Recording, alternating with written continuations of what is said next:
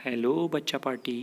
AVL classes के YouTube channel पर मैं ललित राठी आपका स्वागत करता हूं, जहां पर हम एनसीईआरटी क्लास 9th के मैथमेटिक्स को कवर कर रहे हैं।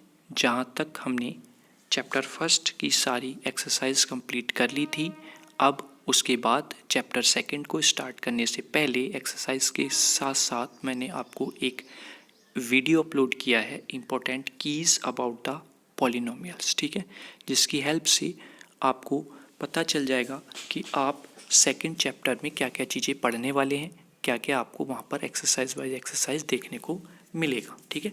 तो उसके आगे एक्सरसाइज 2.1 को हम स्टार्ट करते हैं।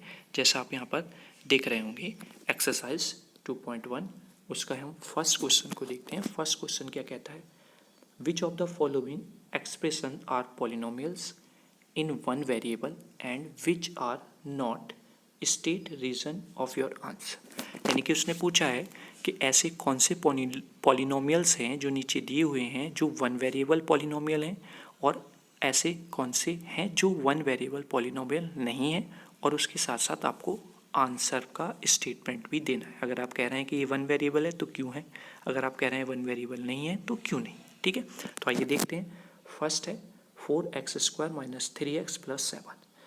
तो हमने बताया था कि वन वेरिएबल वो होता है जिसमें केवल वन वेरिएबल यूज्ड हुआ। तो यहाँ पर केवल x यूज हुआ है, तो that means one variable polynomial है, because it contain only one variable, और वो वेरिएबल क्या है, x है, ठीक है। आगे देखते हैं y² + √2, यहाँ पर मैंने लिखा हुआ है, तो this is also one variable polynomial because it contain only one variable y। तो यहाँ पर भी आपका केवल एक वेरिएबल y यूज हुआ है, तो इसलिए ये क्या होगा, वन वेरिएबल पॉलिनोमियल होगा, ठीक है।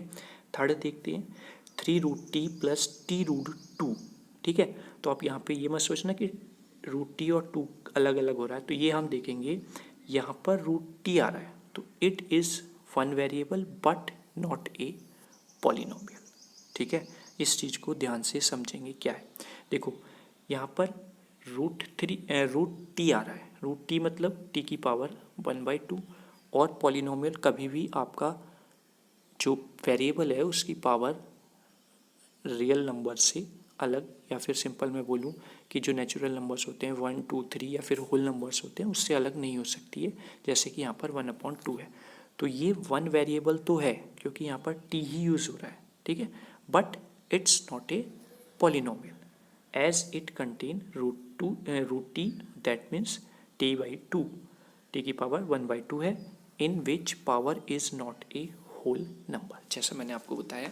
तो आपको एक चीज़ यहाँ पर ये भी ध्यान रखनी है कि पॉलिनोमियल वही होगा आपका एक्सप्रेशन जिसमें आपकी जो पावर है वेरिएबल की वो आपकी होल नंबर हो, ठीक है, जैसा कि की पॉइंट्स पर मैंने आपको ये बताया था, ठीक है। चलिए आगे देखते हैं। फोर्थ पॉइंट क्या कहता है। फोर्थ क्वेश्चन है आपका y + 2/y = y। अच्छा ठीक है, क्वेश्चन है y + 2/y, और मैंने आपको बताया था कि अगर 1/y या 1/x लिखा हो तो हम उसको y की पावर -1 ऊपर ले जाकर लिख सकते हैं, तो वही मैंने यहाँ पर लिख लिया है, y + 2y की पावर -1। तो इट्स यहाँ पर क्या है कि एक ही वेरिएबल यूज हो रहा है, so that it is one variable but not a polynomial. क्यों? क्योंकि यहाँ पर भी जो पावर है वो -1 हो गई है, और -1 एक होल नंबर नहीं है, ठीक है।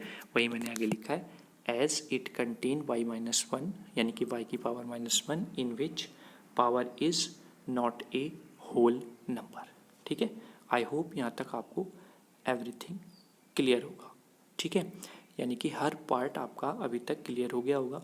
अगर देखो आपने पहली वीडियो देखी होगी तो आपको यहाँ पर कोई भी दिक्कत, कोई भी प्रॉब्लम नहीं आएगी, क्योंकि इम्पोर्टेंट की में मैं आपको वो सारी चीज़ें बता देता हूँ जिस पर आपको ध्यान रखना है, ठीक है। लास्ट पॉइंट देख लेते हैं इस क्वेश्चन का, x की पावर 10 + y की पावर 3 + t की पावर 50। तो क्या यहाँ पर एक वेरिएबल यूज हो रहा है? नहीं, यहाँ पर x भी यूज हुआ है, y भी यूज हुआ है और t भी यूज हुआ है। That means 3 variables polynomial because it contain 3 variable x, y, z। तो ये क्या है? It's not a one variable polynomial, है ना। तो ये क्यों? क्योंकि यहाँ पर x, y और t 3 वेरिएबल्स यूज़ हुए हैं, तो इसलिए 3 वेरिएबल पॉलिनोमियल कहलाएगा। ठीक है, आई होप क्वेश्चन फर्स्ट में आपको कोई भी प्रॉब्लम नहीं होगी। इसका एक्सरसाइज का सेकंड क्वेश्चन और देख लेते हैं इसी वीडियो में। क्या कहता है second question? Right the coefficient of x square in each of the following. हमें एक्स स्क्वायर का कोफिशिएंट लिखना है, यानी कि एक्स स्क्वायर की मल्टीप्लिकेशन में क्या है वो चीज़ हमें यहाँ पर लिखनी है। जैसे यहाँ पर देखेंगे 2 plus x square plus x, तो 2 एक्स स्क्वायर है, तो एक्स स्क्वायर के मल्टीप्लिकेशन में यानी कि उसके साथ में कुछ नहीं लिखा हुआ है तो हम क्या मानते हैं उसको 1। तो 2 plus x square plus x, here the coefficient of x square is 1। ठीक है, आगे देखते हैं 2 minus x square plus x की पावर 3। अब यहाँ पर क्या है? माइनस एक्स स्क्वायर है। ठीक है, तो अब हम इसके साथ 1 लगाएंगे तो 1 कैसा होगा? वो माइनस का होगा। ठीक है, that means here the coefficient of x square is -1। I hope यहाँ तक सारी चीज़ें आपको क्लियर होंगी। थर्ड देखते हैं π/2 एक्स स्क्वायर प्लस एक्स। अब यहाँ पर एक्स स्क्वायर के मल्टीप्लिकेशन में क्या है? π/2। here the coefficient of x square is π/2 and last one is square root of 2x minus 1। अब यहाँ पर देखेंगे, अब आप देख रहे होंगे यहाँ पर कि एक्स स्क्वायर तो टर्म है ही नहीं इसको, तो हमें एक्स स्क्वायर की टर्म में लिखना है और फिर उसको बता देना है। और जब एक्स स्क्वायर वाली टर्म नहीं है तो इसका मतलब कि उसकी वैल्यू क्या है? 0 है। ठीक है, और 0 होने का मतलब क्या है कि हम इसको लिख सकते हैं कैसे?